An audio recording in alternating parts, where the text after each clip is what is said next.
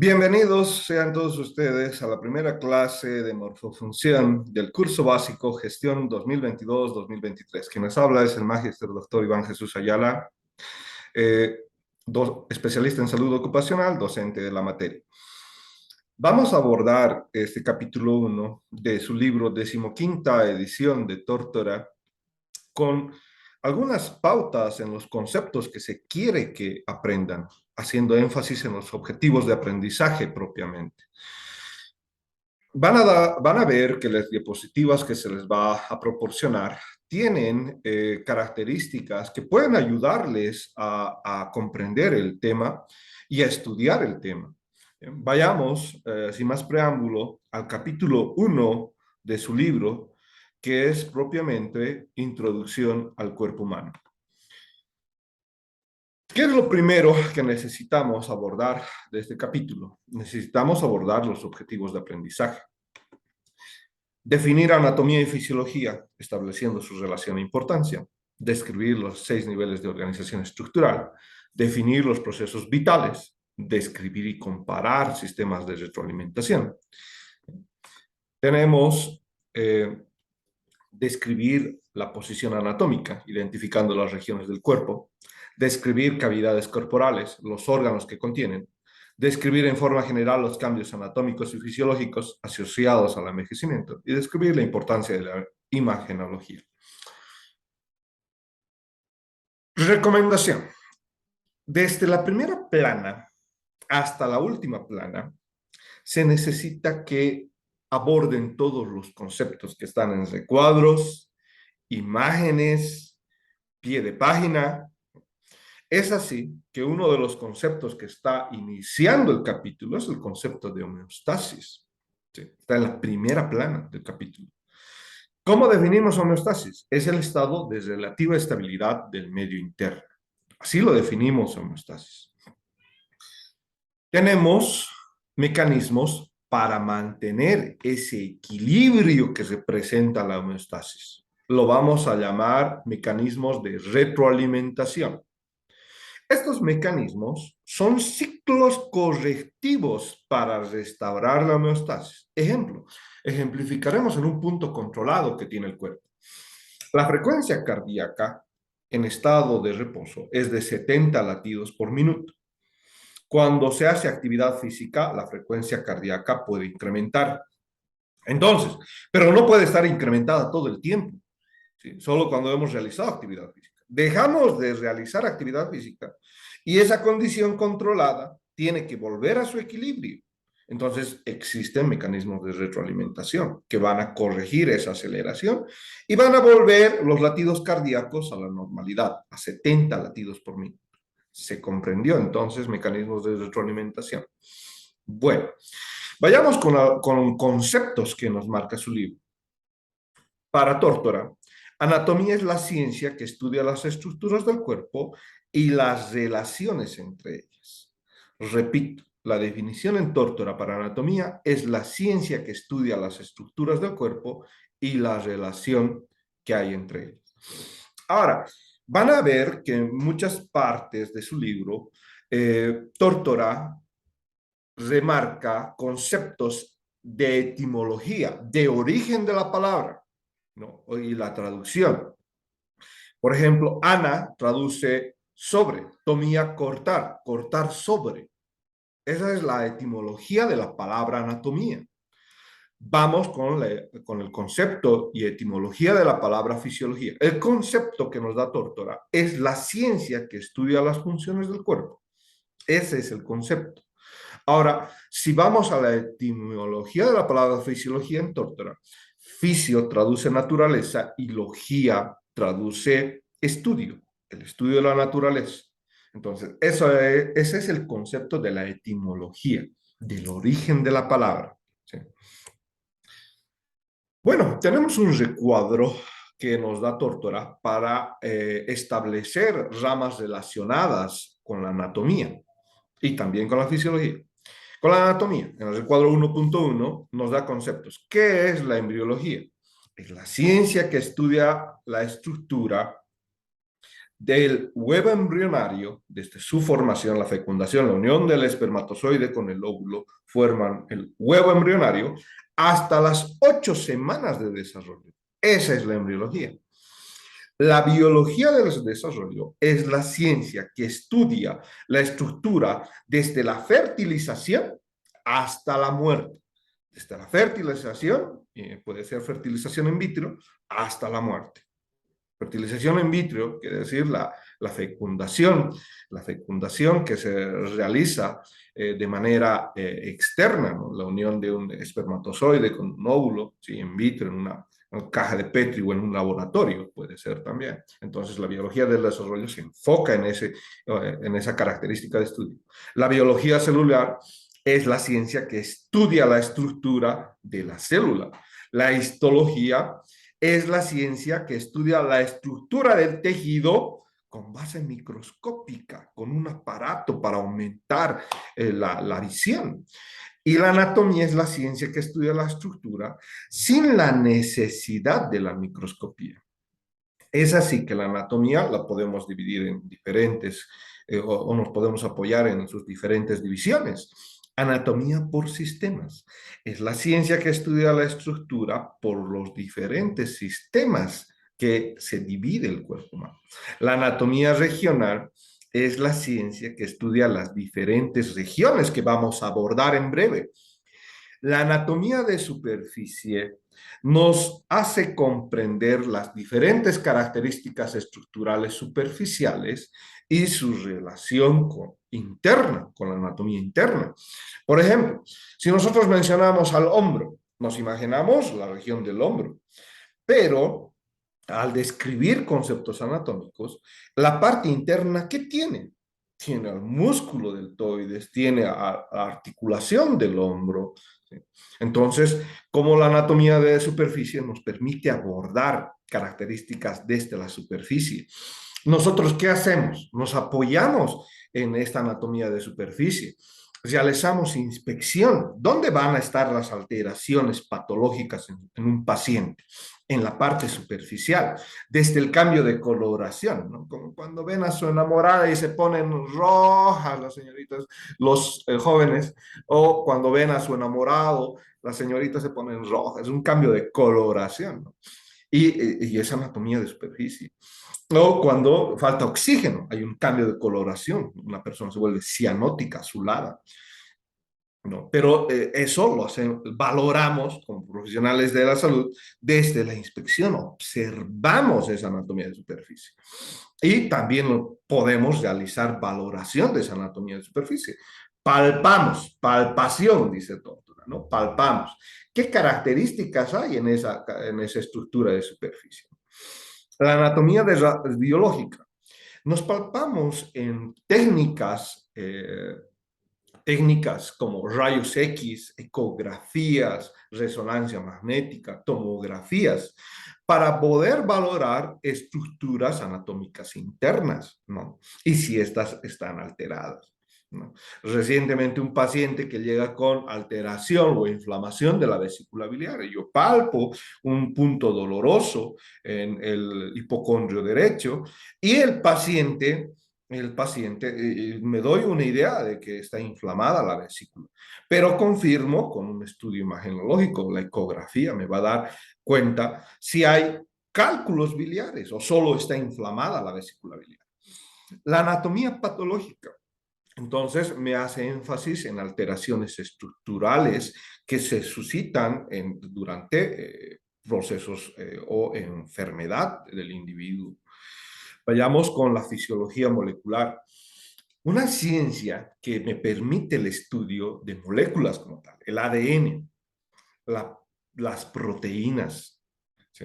Como vamos a ver en el nivel básico de organización, la fisiología molecular me permite el estudio de estas moléculas.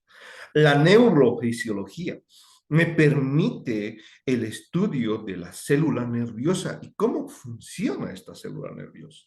La endocrinología, las hormonas. La palabra endo traduce dentro. Crino, secreción, la secreción que se produce dentro, y logía, estudio. Entonces, el estudio de las secreciones que se producen dentro del cuerpo.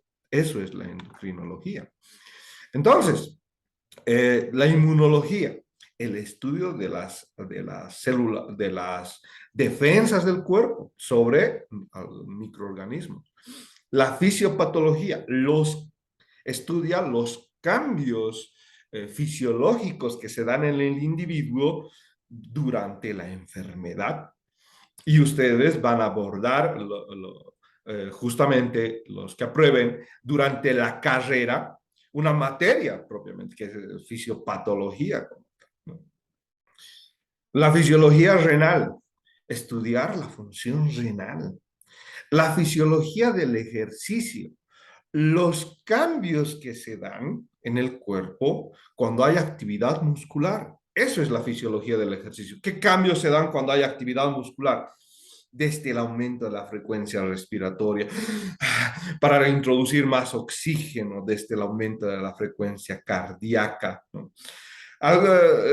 Los que no hacen ejercicio aumentarán su frecuencia cardíaca a 140 latidos, pero un deportista de alto rendimiento, Usain Bolt, por ejemplo, el maratonista de 100 metros, aceleran su frecuencia cardíaca hasta 220 latidos por minuto, normal. Entonces, la fisiología del ejercicio me hace comprender esos cambios que se suscitan en el cuerpo para producir el rendimiento que se necesita. La fisiología respiratoria, estudiar la vía aérea, los pulmones, cuál es su capacidad cuando introducimos aire del medio atmosférico. La fisiología cardiovascular. ¿Cuál es la función del corazón, de los vasos sanguíneos que conforman parte del sistema cardiovascular? ¿No? Entonces, lo que estamos abordando, si se dan cuenta, son conceptos. Acá ponemos la idea y ustedes, al igual que mi persona, ir mencionando los conceptos, ir describiendo, porque cada uno de estos conceptos son importantes durante su carrera, son importantes durante su formación para culminar como médicos, ¿sí? Entonces, tienen que quedarse grabados. Desde ahora tienen que quedarse grabados. Y eso es lo que tratamos de valorar y seleccionar del curso básico. Estudiantes que han logrado conceptualizar, que saben los conceptos, ¿no? Bueno, pasemos entonces ahora a la siguiente descripción que nos da su libro, los niveles de organización estructural. Tórtora me dice que hay un nivel químico donde están las unidades más pequeñas de la materia. ¿Cuáles son las unidades más pequeñas de la materia? Son los átomos. ¿Cuáles son átomos? Las características estructurales básicas de la materia, ¿no? Entonces, esos son los átomos. Y también moléculas. ¿Cuáles son moléculas? Átomos podemos mencionar al carbono, al hidrógeno. ¿Cuáles son moléculas? Las proteínas son moléculas, ¿sí? Son características estructurales. Y eso es el nivel de organización básico, el químico. Tenemos otro, el celular. Las moléculas, las proteínas, si quieren, carbohidratos, lípidos, se han combinado para formar células. Y ese es el siguiente nivel, el nivel 2 de organización, el nivel celular.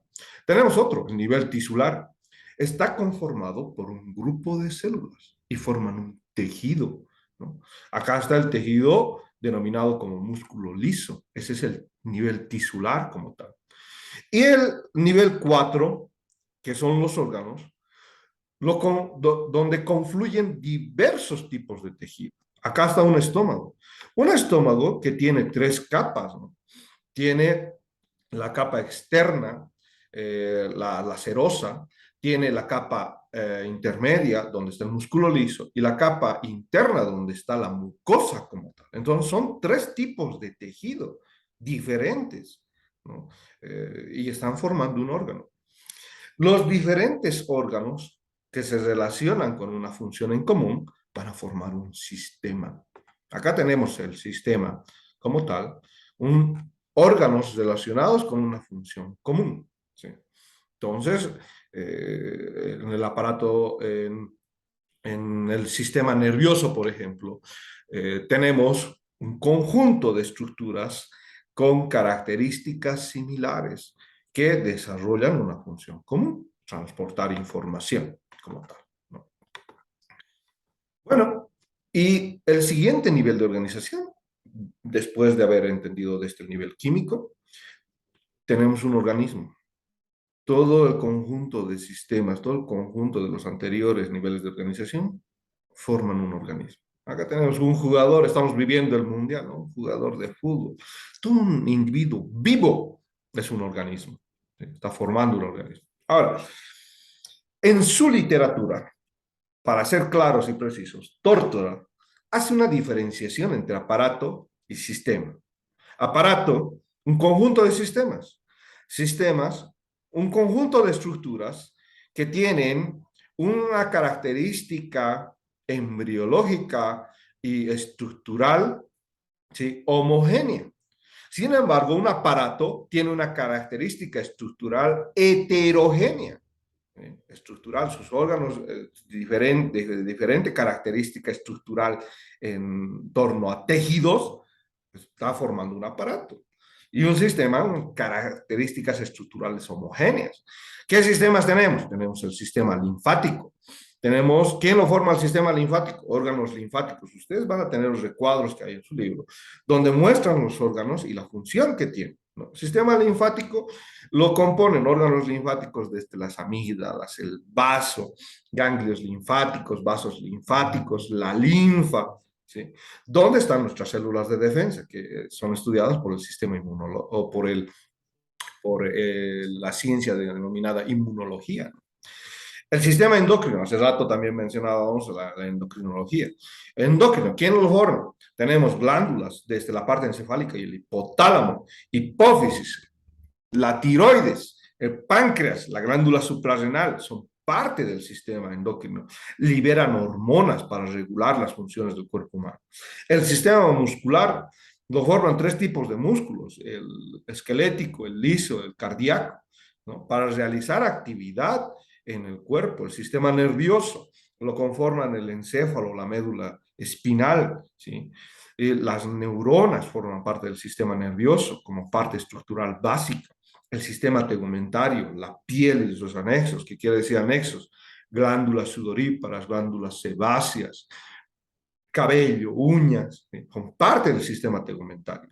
El sistema esquelético lo forman las diferentes estructuras óseas, ¿sí?, como parte del sistema esquelético.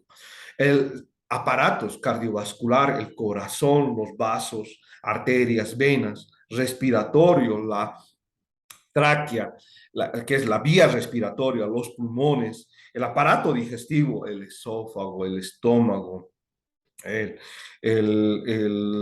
los 7 metros de intestino delgado que tenemos, imagínense, 1,5 metros de intestino grueso, forman parte del aparato digestivo, el sistema urinario, riñones, uréter, vejiga, uretra, o el aparato reproductor, aparato urinario, perdón, aparato reproductor, que lo forman los testículos en el varón, la estructura peniana, las vesículas seminal, conducto deferente, el reproductor femenino, canal vaginal, útero, trompas uterinas, ovario.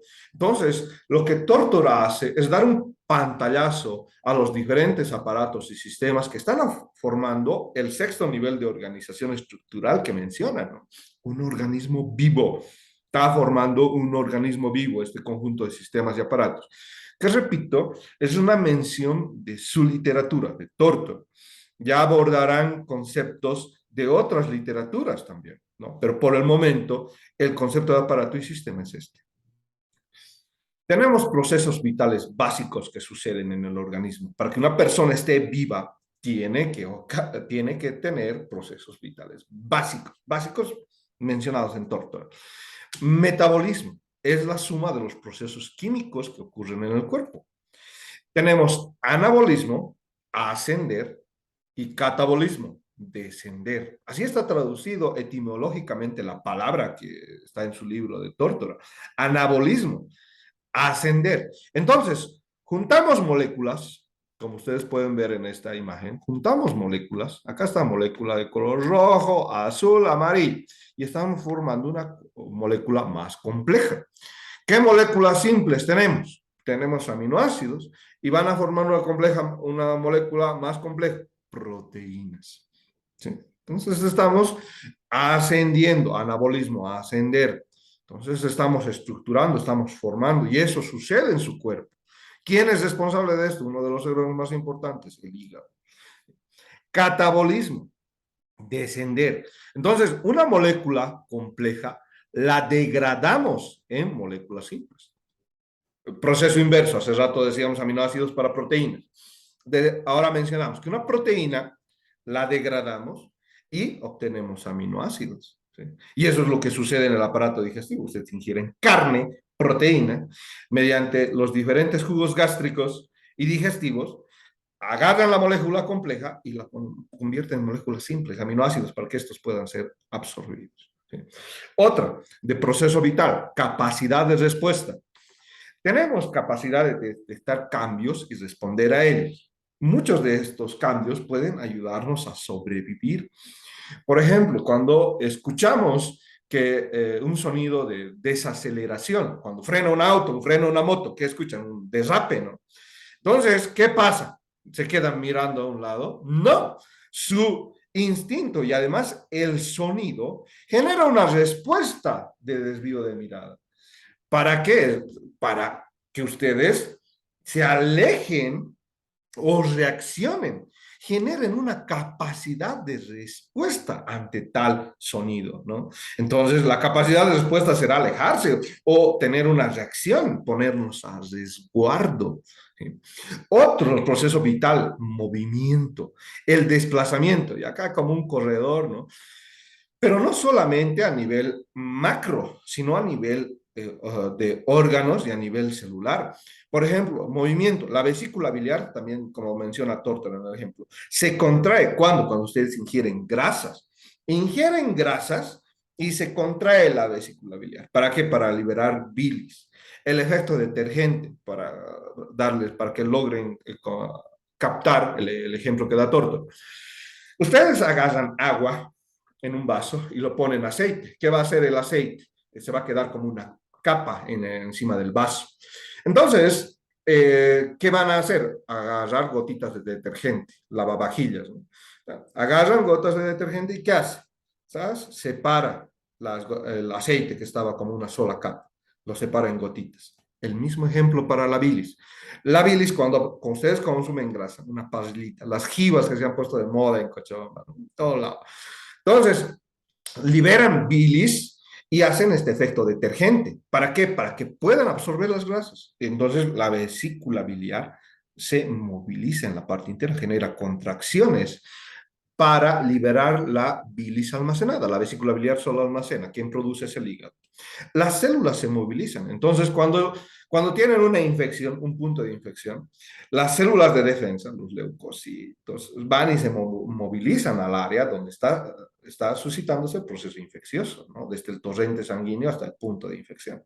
Entonces, miren que el movimiento no solo es del desplazamiento del cuerpo, no solo se imaginen a una persona corriendo, los órganos se mueven, las células se mueven. ¿Sí? Crecimiento es el aumento del tamaño corporal. Entonces, pero este crecimiento se puede dar por el aumento del número celular y por el aumento del tamaño de la célula, ¿no? No ven a los fisiculturistas, ahí a los fisiculturistas que están pues aumentando el tamaño de sus células musculares, ¿no? Entonces eso es crecimiento, no solo el aumento del el tamaño y el número de células. Diferenciación es la transformación de una célula no especializada en una célula especializada, ¿no? Entonces, por ejemplo, acá tenemos el proeritroblasto, es una célula no especializada, y se va a diferenciar hasta un eritrocito, y el eritrocito ya es una célula especializada que va a transportar oxígeno. Pero para que exista esa diferenciación, se ha tenido que transformar. Algunas células lo hacen de una manera. En el caso del eritrocito, por ejemplo, pierde su núcleo. No hay núcleo en el eritrocito, entonces pierde la capacidad de reproducirse. Pero ¿para qué? Para cumplir una función especializada, transportar oxígeno. La reproducción. Una, lo vamos a entender desde dos puntos. Uno, la reproducción celular, que se da a través de la mitosis, y la reproducción que se da en el individuo, donde se produce la fecundación como tal, la unión del óvulo con el espermatozoide. ¿Sí? Entonces, ahí están nuestros procesos vitales básicos. ¿Qué es la? Hace un momento describíamos la homeostasis como el mantenimiento de las condiciones relativamente estables del medio interno. Entonces, pero etimológicamente, homeo, traduce igual. Entonces, mantener las condiciones de manera constante, igual, en un punto de equilibrio con el cual hemos sido creados de manera por nuestro creador, ¿no? Vamos con algunos puntos para la homeostasis. Si bien tenemos que mantener el medio interno, existen características que nos proporcionan mantener volúmenes y composiciones de los líquidos corporales. Líquido intracelular, el líquido que está dentro de la célula, tiene que estar dentro de la célula. Líquido extracelular, que está por fuera de la célula. Y es así que su literatura nos habla de líquidos extracelulares. ¿Cuáles son considerados líquidos extracelulares? El plasma sanguíneo. El componente líquido de la sangre se denomina plasma. El componente celular, que ustedes van a describir posteriormente, se denomina hematocrito. Tenemos plasma, el líquido cefalorraquídeo, que está cubriendo al encéfalo, también es líquido extracelular, se abrevia de esa manera.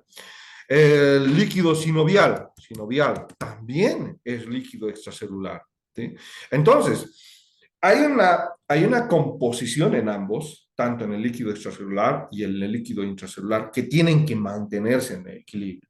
Los componentes iónicos en especial, sodio, potasio, que estarán presentes de manera equilibrada en uno y equilibrada en otro, ¿no? Entonces, hablamos de los componentes y los líquidos corporales como responsables también para mantener la homeostasis, estas condiciones en equilibrio. Tenemos un sistema, los sistemas de retroalimentación que hace un momento mencionábamos, como puntos de condición controlada. Eh, Homeostasis. Condición controlada, homeostasis. Ejemplos que da su libro. La tensión arterial, así lo está denominado. Tensión arterial y presión arterial es lo mismo. Van a empezar a manejar uno, dos, hasta tres términos para referirse a un sinónimos en medicina, ¿no? Tensión arterial, temperatura, glucemia, son la condición controlada. Entonces, si existe algo como un estímulo que pueda alterar la condición controlada, va a existir un receptor en su cuerpo, una estructura que detecta los cambios. ¿Sí? Entonces, existe un estímulo y existe una estructura que detecta los cambios. Los receptores pueden estar dentro del cuerpo, pueden estar fuera del cuerpo. Por ejemplo, tenemos receptores en la parte de la palma de las manos. Ese receptor manda información al centro de control y restablece los valores a un punto de ajuste. Por ejemplo, la condición controlada, la presión arterial, los valores de una presión arterial son de 120 milímetros de mercurio la sistólica y de 80 milímetros de mercurio la diastólica. Ese es un valor en condición controlada. ¿Sí? Entonces, en reposo y en situaciones normales de un individuo, ese es el valor. Entonces, el centro de control lo que trata de restablecer es mantener esa presión arterial. Hace un momento les daba un ejemplo. Puede ser el ejercicio, pero pueden ser situaciones patológicas que alteren esta condición controlada, ¿no? Entonces, ¿cómo definimos envejecimiento o enfermedad? Como donde los sistemas de retroalimentación no puedan compensar la condición controlada. Eso es hablamos de enfermedad o una patología o envejecimiento, donde los sistemas de retroalimentación, nos dice doctora, ya no realizan compensaciones para mantener una condición controlada, ¿no? Entonces, nuestro centro de control, que es el encéfalo, establece valores del punto de ajuste, restablece, trata de restablecer y mandar la respuesta al efector, ¿no? estructura que recibe las señales del centro de control. Vayamos a un ejemplo, cuando se agarran su manito, ¿no? Eh, ¿Qué analizan? El estímulo. Estoy sintiendo que alguien está agarrando mi mano. El receptor, la parte periférica, mi mano como tal, está. Manda a mi centro. Mi centro de control dice, a ver, la chica es bonita, entonces seguiré agarrando mi mano, me sentiré querido.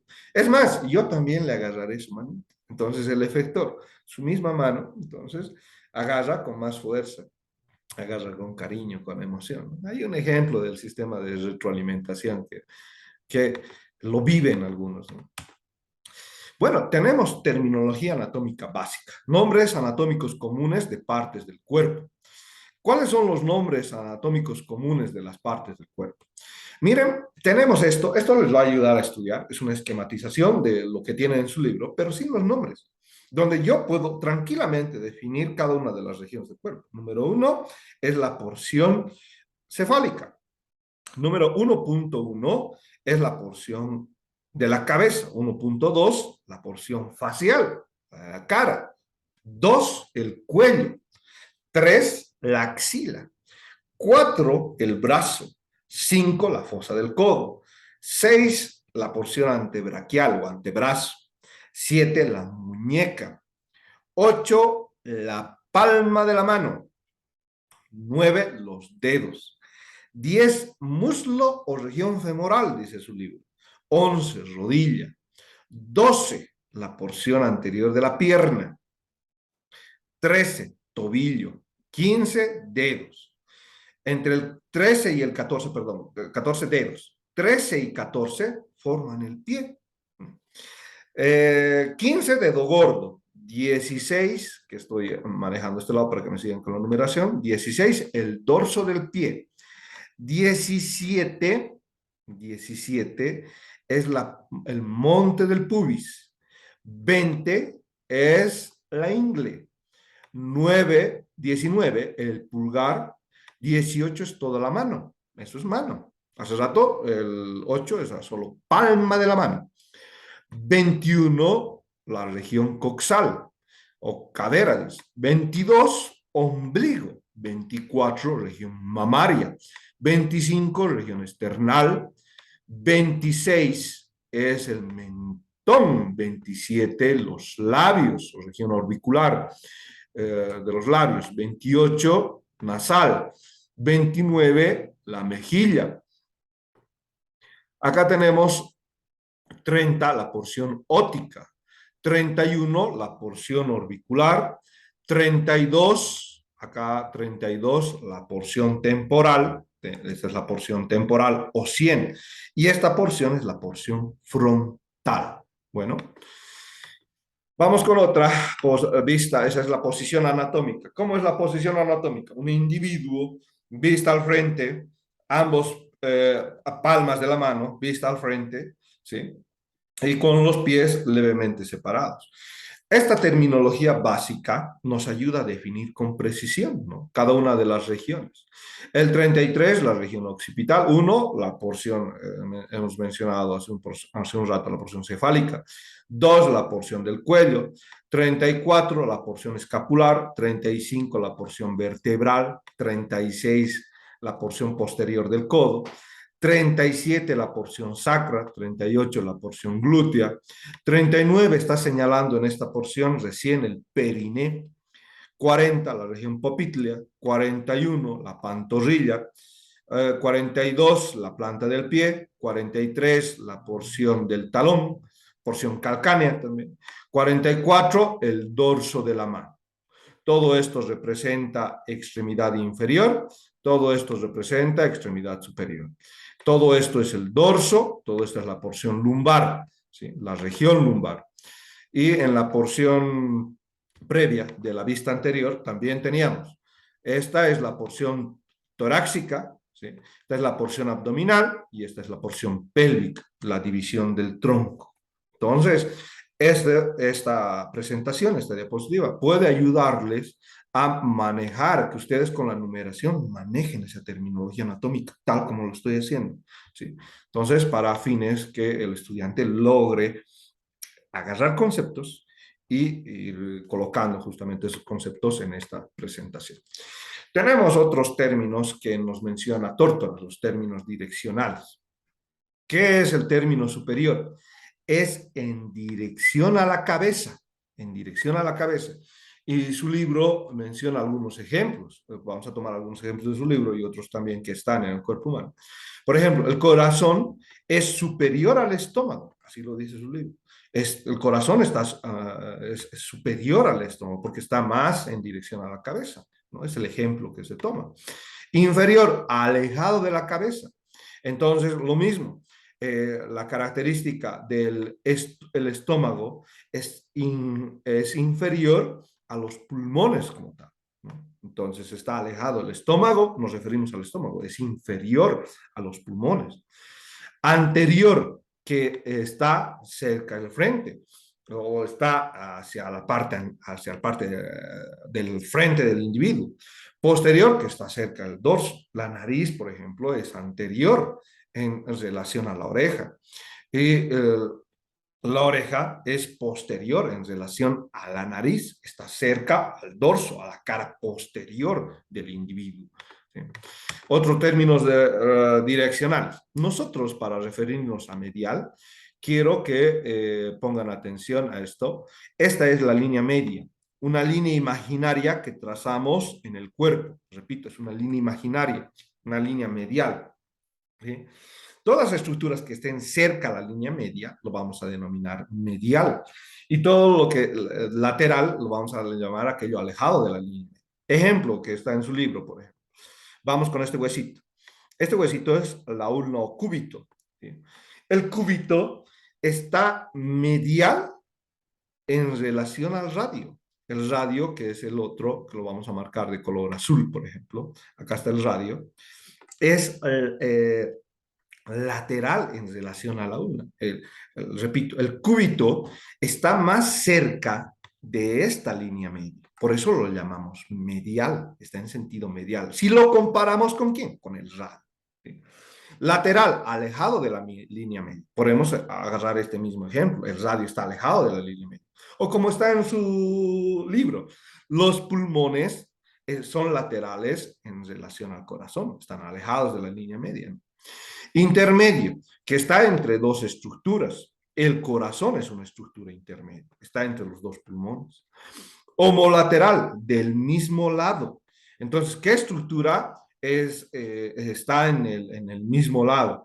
Podemos decir, el pulmón derecho es homolateral al colon ascendente. Este es el colon ascendente, borramos las líneas. Repito, el pulmón derecho es homolateral al colon ascendente. Este es el colon ascendente. Quiere decir que están en el mismo lado. ¿Qué lado? En el lado derecho.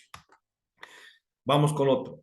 Contralateral, que vamos a definir del contralateral. Vamos a volver a compartir pantalla. Entonces, contralateral, del lado opuesto. En su libro, el ejemplo. En su libro, el ejemplo. Tenemos el colon ascendente. Es contralateral al colon descendente. Este es el colon descendente.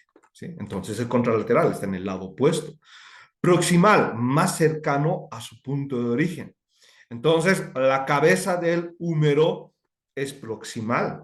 ¿Por qué? Porque está más cerca a su punto de origen. Distal, más alejado del origen. Entonces, hablamos de los dedos, de las falanges. Están más alejados de lo que representa el carpo, por ejemplo. Está más alejado del punto de origen. Superficial, lo que está en la parte externa del cuerpo, y profundo, lo que está en la parte interna del cuerpo. Entonces, esos son nuestros términos de relación que nos brinda, y términos direccionales que nos brinda Thornton. Entendamos esto para apoyar a los términos direccionales. Planos y cortes. ¿Qué planos tenemos en el cuerpo y cómo lo definimos? El plano sagital o medio sagital es una línea vertical que va a separar al cuerpo en derecho e izquierdo, como está en su imagen. Acá está mi plano medio. Este planito de color azul es el plano medio sagital. Línea vertical que está dividiendo al cuerpo en una mitad derecha igual y en una mitad izquierda también igual, proporcionalmente igual. El plano parasagital divide al cuerpo u órgano en derecha e izquierda, pero desiguales, desiguales. Entonces acá tenemos con color rojo, por ejemplo, el plano parasagital. Está dividiendo al cuerpo en derecha e izquierda, pero de manera desigual. Tenemos otro plano de color naranja. Este es el plano frontal. ¿Sí? Miren cómo está pasando entre un ángulo con el plano medio sagital y divide al cuerpo en porciones anterior. Miren, esta es la parte, si logran visualizar la pantalla, es el corte. Logra dividir en una parte anterior y en una parte posterior. El plano transversal, que lo vamos a graficar, divide al cuerpo u órgano en dos mitades, una mitad superior y una mitad inferior. Y el plano oblicuo, que acá está justamente, lo estamos mostrando con esta flechita, pasa a través del cuerpo con un ángulo de 90 grados y divide al cuerpo de esa manera. Entonces, para estudiar el cuerpo humano, nosotros, si tenemos una pieza cadavérica, por ejemplo, de cuerpo entero, vamos a lograr comprender todo lo que hay adentro. No, necesitamos cortarlo. ¿Para qué? Para entender la parte de la anatomía interna del cuerpo humano. ¿Sí? Y poder justamente posteriormente ayudar al paciente. Acá está en órganos, por ejemplo, en una masa encefálica, cortando el plano medio sagital a la masa encefálica, en derecha e izquierda, iguales. Plano frontal, dividiendo la masa encefálica en anterior y posterior. Y el plano transversal, lo mismo, dividir una mitad superior y una mitad inferior. En una víscera determinada también podemos hacer eso. ¿Para qué? Para completar el estudio. Describamos cavidades del cuerpo. ¿Cuáles son las cavidades que se detallan en el cuerpo? Tenemos la cavidad craneal, donde se almacena el encéfalo propiamente, el conducto vertebral, donde está la médula espinal, la cavidad torácica, donde la vamos a subdividir en una porción pleural, donde van a estar los pulmones, una porción mediastínica, donde van a estar la tráquea, el esófago, ¿sí? Estructuras al medio entre ambos pulmones, una porción pericárdica, donde va a estar el corazón como tal. Acá tenemos al diafragma, que va a dividir propiamente cavidades. Acá tenemos la cavidad torácica, la de la cavidad abdominopélvica, divide el diafragma. La cavidad abdominopélvica la subdividimos en la cavidad abdominal, donde van a estar vísceras abdominales, estómago, intestino delgado, y la cavidad pélvica, donde van a estar la vejiga, órganos reproductores masculinos y femeninos. Tenemos regiones y cuadrantes, 9 regiones. ¿Cuáles son las regiones? Número 1, hipocondrio derecho. Nos permite describir y ubicar fácilmente a los órganos. Entonces, les decía justo el caso del paciente del día de ayer. Tenía un paciente con dolor en el hipocondrio derecho. ¿Sí? Realizamos palpación y nos imaginamos qué vísceras están en el hipocondrio derecho. Está hígado, vesícula biliar. Número 2, acá tenemos epigastrio. ¿Qué hay en el epigastrio? Estómago, ¿no? Número 3, hipocondrio izquierdo. ¿Qué hay en el hipocondrio izquierdo? El vaso, un órgano linfático grande. Tenemos el 4, flanco derecho. ¿Qué hay en el flanco derecho? Colon ascendente, en ejemplo. 6, a esto lo llamamos mesogastrio, región umbilical. Las asas intestinales están acá. 7, flanco izquierdo. ¿Qué hay en el flanco izquierdo? El colon descendente. 8, ¿qué hay en la fosa ilíaca derecha? Estructura importante, apéndice. ¿No? El apéndice. Ayer palpábamos el hipocondrio de mi paciente, el hipocondrio derecho, y diferenciábamos si hay, dónde hay el dolor, dónde está más localizado, en el hipocondrio o en la fosa ilíaca derecha. ¿Para qué? Para diferenciar si tiene o problema biliar, inflamada la vesícula biliar, o problema pendicular, inflamado el apéndice. Miren cómo nos va a ayudar a establecer regiones y cuadrantes. Número 9, acá tenemos hipogastrio. ¿Qué hay en el hipogastrio? Vejiga. En la mujer, útero. En ejemplo. 8, 9, 10 acá, perdón, vamos a ir borrando. Acá tenemos el 10. ¿Qué lo vamos a denominar al 10? El 10 es el hipocondrio, acá el 10, el hipocondrio del lado izquierdo. ¿Qué hay en el hipocondrio del lado izquierdo? Tenemos el colon sigmoides, ¿no? El colon sigmoides es una de las porciones terminales del intestino grueso. Estas son las regiones y cuadrantes. Bueno, mensaje, no se rindan.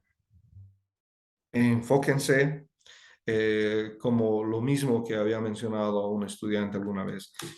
¿Qué necesito para probar el propedéutico? Dedicarse al propedéutico. Dedíquense la mayor cantidad de horas, el 80% de un día dedíquense para lograr su objetivo, que es aprobar. Y no se rinden. Bueno, Eso es todo. Que les vaya bien. Hasta otra oportunidad.